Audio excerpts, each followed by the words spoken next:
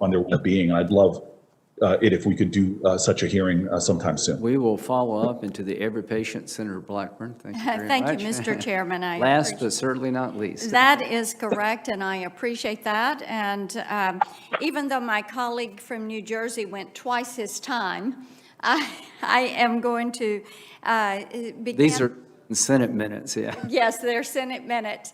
I will agree with my colleagues who have talked about the impact on children. The distribution of information that damages women and children, that leads to violence against women and children, human trafficking, the utilization of these platforms by pedophiles. This is something that we are going to continue to work on. When I was in the House, we passed legislation to put more tools in the hands of local law enforcement to fight this, but you all at these social media platforms are going to have to do your part to work with us on this to protect our children.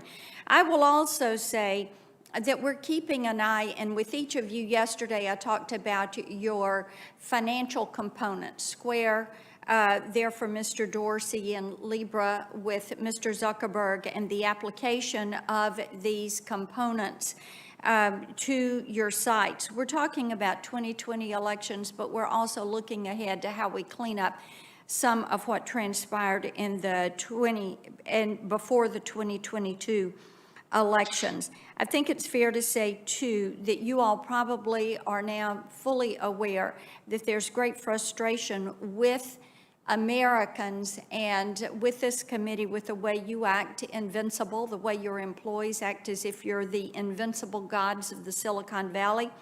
Facebook and Twitter don't get to be the last word in what counts as real news in this country, even though you're beginning to conduct yourself as news publishers and distributors. My colleagues and I have asked you all repeatedly through the years for greater transparency and to accept responsibility. You've chosen to do neither. So it is going to be up to us to change existing law and to hold you to account on behalf of the American people. Section 230, the reforms that we're going to put in place will take away this liability shield that you've turned into an opaque wall that you and your content moderators, whether they're algorithmic or human beings or a combination, are hiding behind. And the Online Freedom and Viewpoint Diversity Act, I thank Chairman Graham and Chairman Wicker for working with me on this. This is set up for a markup in this committee on Thursday. And Mr. Zuckerberg, you were stating earlier that we needed to put some definition in place. We're going to do that. We're going to take away nebulous language, and we're going to be specific, unlawful, inciting personal harm, inciting terrorism. We're going to do that and clear that up for you. Mr. Zuckerberg, Facebook is more like a government than a traditional company, is a statement that you have made. There's a lot of power in that for you. So yes or no on a couple of questions here. Does Facebook routinely censor a user's account at the behest of a foreign government? Yes or no? Senator, I'm not sure if there's anything in particular you're referring to, but in general, well, we there don't is censor. something in particular that I'm referring to, and I'll answer it. Yes, you've done that. You have 60 million users in Vietnam. Of course, this is a communist regime. Under the orders of the Vietnamese government, did Facebook shut down and ban the account of a Vietnamese dissident because he criticized the government's land policy? Yes or no? Senator, I'm not familiar with all the details of that, but I believe that we may have done that, and that in general we try to follow the local laws of different countries. And you kept him off for 3 months. In Turkey, does Facebook have an anti-blasphemy policy where it will take down photos of the Prophet Muhammad if the Turkish government orders it to do so? Senator, again, we don't have a policy against that, but well, we the answer do, is we do yes. follow Well, we follow local laws in The answer the is countries yes. where we operate. In Russia, under pressure from the Russian government, did Facebook take down a post advertising the rally in support of the dissident Alexei Navalny? The answer is yes. I'll help you with that. Do you believe it's Facebook's duty to comply with state-sponsored censorship so it can keep operating, doing business, and selling ads in that country? Senator, in general, we try to comply with the laws in every country where we operate and do business. Okay, and I think that you prioritize profit over principle when you look at these countries, and also in communist China, which they have banned their citizens from you. You can't operate there. In China, Twitter, you have an opponent there. You've got a knockoff, Weibo, that is a Chinese Communist Party-owned company, but your companies, even though they're banned there, you're still trying to do business in those countries. Mr. Dorsey, does Twitter do business with Huawei? I don't believe so, but we can follow up. Oh, I can answer it for you, sir. You helped launch Huawei's Mate 3 Pro 5G, and it is featured on Twitter's marketing page website. How about Alibaba? You do business with Jack Ma's company with their links to the Chinese Communist Party? If by business you mean allowing people to advertise on a platform. Your answer is yes. Mr. Zuckerberg, are you aware that last year China's top internet regulator agreed to spend over $800,000 for the communist mouthpiece, the People's Daily? And they did this so that they could advertise and promote China to the American people on Facebook. The point of all of this, and the answer to that, Mr. Zuckerberg, whether you're aware or not, is you probably are, and you know that what they're doing is gaining access to this market. This is why we're going to keep a real close watch over what you all are doing with Libra and what you are doing with Square, because we see what has happened. It's important for us to protect people and to protect human rights.